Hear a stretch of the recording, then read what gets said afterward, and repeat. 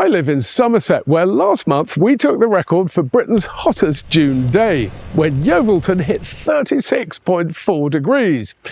Didn't hold the title for very long though. Hardly enough time for BBC Points West to scramble a TV crew to go and interview a sweaty villager before Merrifield up the road stole the crown with 36.7 degrees. That's not just a little bit warm. That's Nevada bloody desert. Fuck me, it's hot, hot. And I only have to think about gardening in that kind of weather before I break out in the most appalling sweat. But I've just had an idea for keeping cool.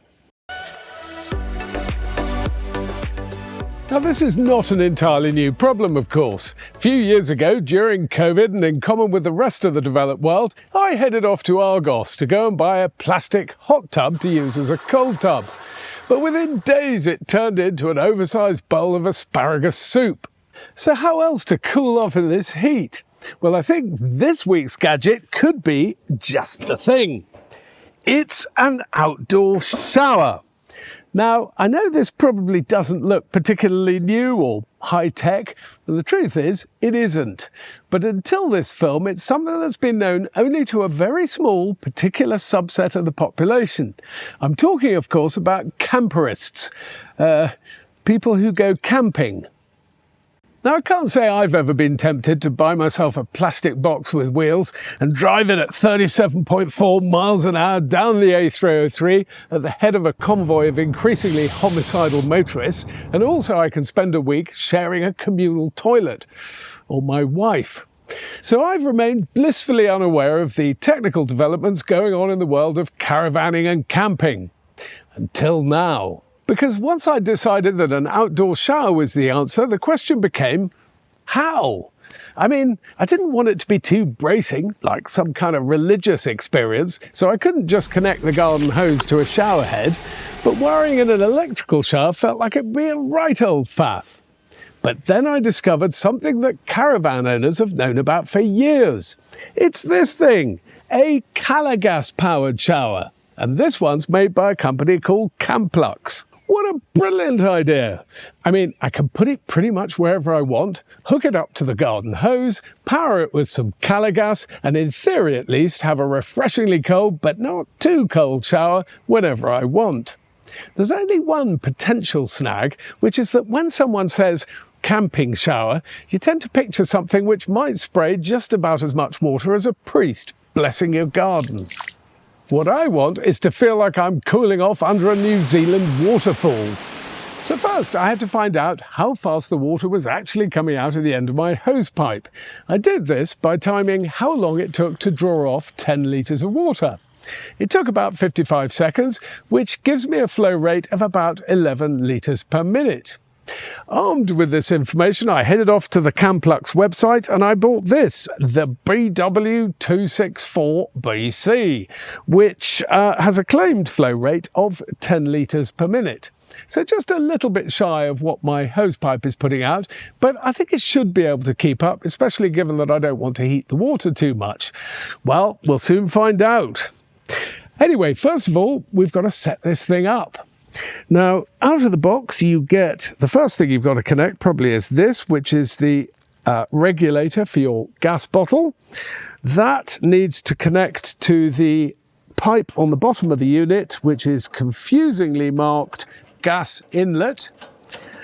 Now, they are at pains to say not to over-tighten that, because it can cause a bit of a gas leak.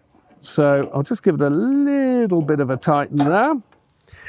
Then it comes with this, it's basically a garden hose pipe connector, and that connects to the water outlet pipe, which is the shower head.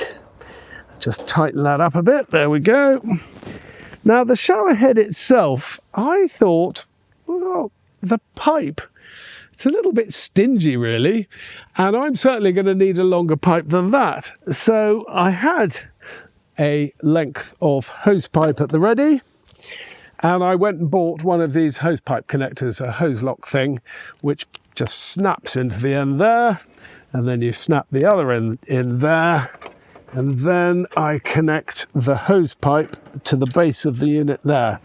So that's now ready to go. And then finally, we've got the water inlet pipe there. Now, rather annoyingly, it didn't come with an attachment to fit onto there. So I had to go off and buy one. It's just a standard hose pipe to a tap connector. And that screws on there. There we go. And then finally, you're going to need, I think they're double D batteries. Big circular ones. Those also not supplied. But other than that, you know, that's pretty straightforward, pretty easy to set up. Now all I've got to do is go and fix it to the wall. Right, we're into the home straight. I've drilled a couple of holes on the wall there that match the mounting points on the back of the unit, there and there. So I'll just pop that on the wall. Oh, where the hole's gone, there we go. There we go. And now all I've got to do is connect the end of the shower head here to the outlet. That's on. And the hose pipe to the inlet. That's on. And then put its hat on for the exhaust fumes. And then finally attach the regulator here, which just pops on the top there. And that's all ready to go. Now, the more observant amongst you may have noticed that I've slipped into some swimming trunks. My daughter has been having a mad panic for the last week, thinking that I might be demonstrating this shower on OnlyFans in the Nud. But even I'm not that stupid. Right, time to find out how much water actually comes out of this thing. Now, one thing I didn't mention earlier is that it does come with this fixing bracket here so that you can mount the shower head on a wall, or in my case on this post here. The shower head itself has a couple of buttons on it. There's this one here which controls the type of spray that comes out of the shower head, either a fine mist or a power shower or something in the middle. And then this button here switches the whole thing on or off. So on the count of 3, 2, 1... Oh, well, do you know what? That's quite powerful. That's really not bad. And I heard the gas catching fire down there. It's gone to, I've got it set on the minimum, and it's climbed to about 31 degrees, which is about where I want it, a little bit cooler, but I think it does tend to go down after a while on the lowest setting. Then the button here, let's have a go. There we go. That's with the middle bit, which is a slightly showery, not very powerful. And then that is the power shower thing. And that's actually quite powerful. I'm not sure it's more, I think it might be more powerful than the shower in my bathroom. Anyway, I think it's time to have a shower.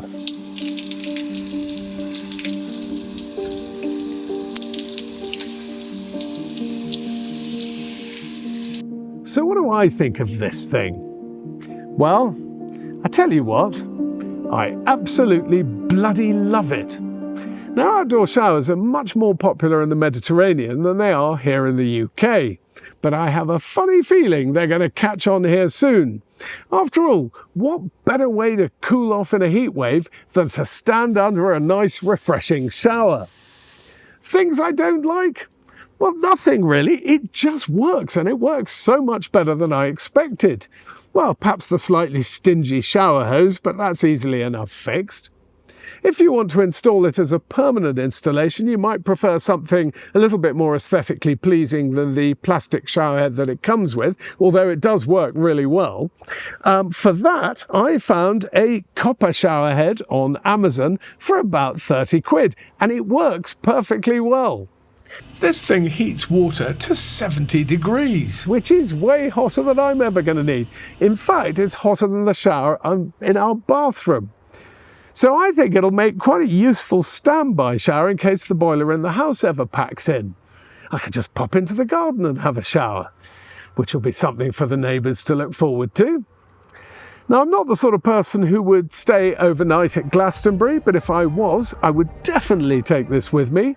You can buy an optional extra pump, which pumps at 6 litres per minute, which is a little bit more than half what's coming out of my hose pipe, and I think it'll still be plenty for a decent shower.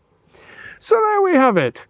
If you want to cool off in a heatwave this year, you could spend £60,000 on a new swimming pool, or for a little bit less, around £700, you could buy a lazy spa hot tub and use it as a cold tub, and it'll turn into asparagus soup in under 10 minutes. Or for 350 quid, you could get one of these and a tank of gas. I think that's an absolute steal.